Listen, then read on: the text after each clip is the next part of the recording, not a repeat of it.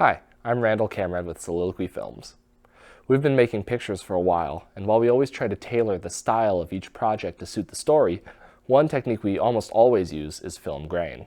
We shoot digital, but often want to remove our project from the common clean, sharp digital look that's usually associated with cell phone video or social media content. Artificial film grain is a big part of the look of both No Dogs and The Monsters Without. Previously, we've used a variety of plugins and effects in Davinci Resolve. Recently, we were approached by Dehancer to try out their plugin. While I wasn't specifically looking for a new film grain plugin, I wound up liking their software quite a bit. We're now using Dehancer on our new short film, Voices, and our web series, No Room for Love. On each we want a very different look, but Dehancer is extremely customizable and fits our needs well. So right here we have our newest short film, Voices. And Voices has a unique look to it. We want it to look like film. Specifically, I geared it to sort of look like a French New Wave color film. You'll notice in this shot here that we have pretty conventional lighting through most of the area, but then we do have some blue from a blue gel coming through the window. And if you look closely, there is a lot of film grain being applied. And that's a key ingredient to what we do here. Let's break down the look of this shot from the very beginning. So, of course, it's all film digital. It's not actually film. It is in a log format, so it's very flat when we first receive it. And I do a basic color grade to begin with, where that already brings it to what it's pretty close to what it's going to do. I basically turn up the saturation and make sure the brightest points are close to pure white, the darkest points are close to pure black, so it has proper contrast, and it's looking about right to what we were hoping for. And then we have another node here that basically just pulls out some of the blue. Obviously, we want the blue, but it might be a little much. And throughout this entire movie, actually, we took out a lot of blues and greens to give it a brown sort of look. So there we go. Took out some of the blue. And now it still looks very digital, I would say, because there's been nothing added to make it seem like film, aside from the way we lit it. But across the board, across the entire film, we have 3 nodes on the timeline section of DaVinci. The first one basically just blurs the entire image.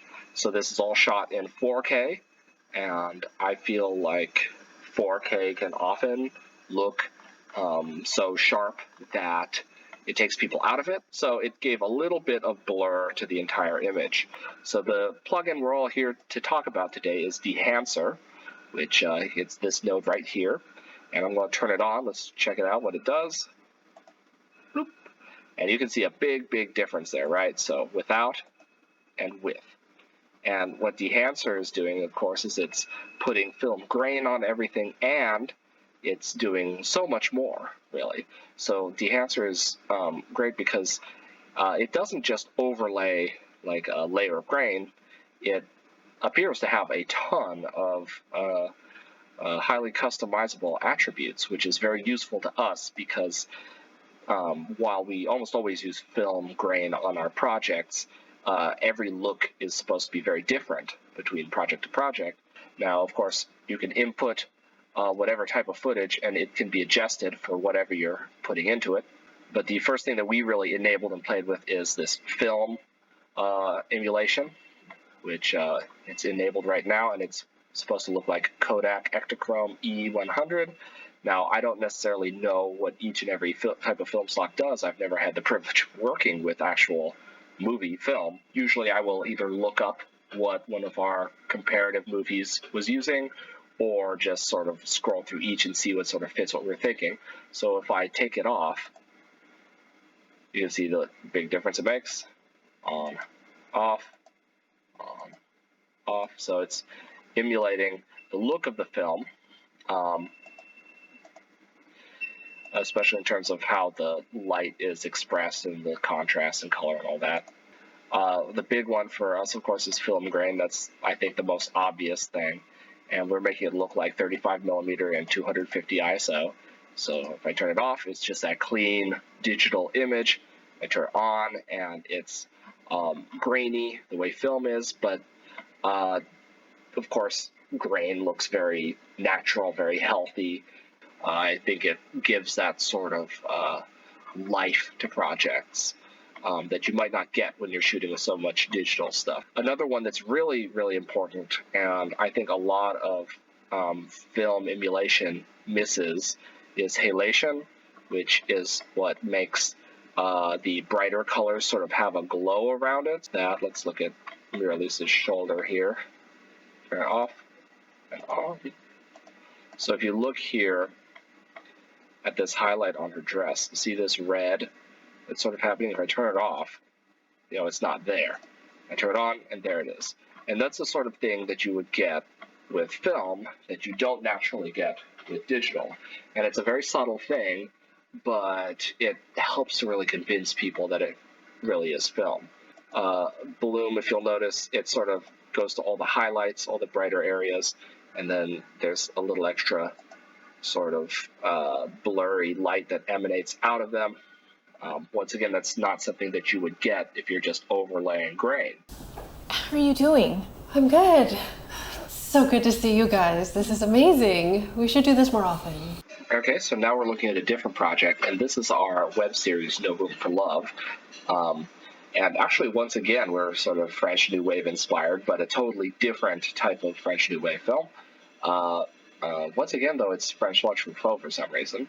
We're trying to ape the look of, say, 400 Blows, or Shoot the Piano Player, or Jules and Jim especially, where it's CinemaScope 2.35 to 1 widescreen and black and white, and of course trying to go for that film look.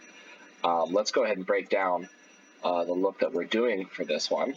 So here we go. This is the original clip, straight off the camera, and the very first thing we're doing on the grading is putting on some red.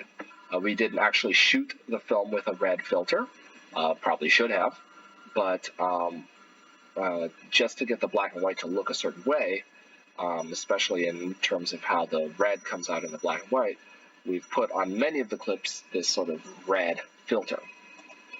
And then did some grading work in here, which has put it into basically madness. But don't worry, that's all sort of cleared up, and we put on this one. So there we go. This is the node that adds the black and white and adjusts the contrast and everything, and just makes it look nice. Our next step is to put on one node of Dehancer, so I'll go ahead and turn that on.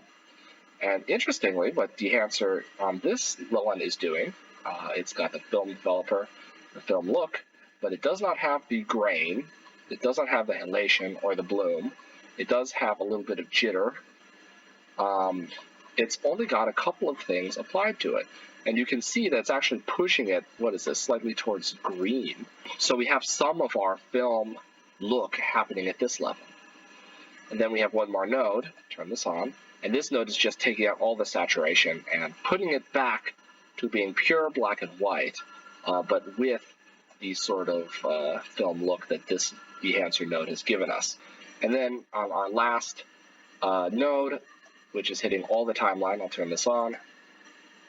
There we go, we've got another Dehancer node that this time it is putting on film grain, it is putting on bloom, it's not putting on halation, it's doing just enough to give it the look that we are searching for here.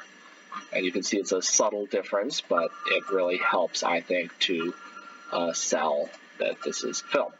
And I think the final look here is a pretty convincing black and white sort of film look. We had to go through a fair number of nodes to get there, but thanks to Dehancer and being able to enable and not enable many different aspects, we can do that.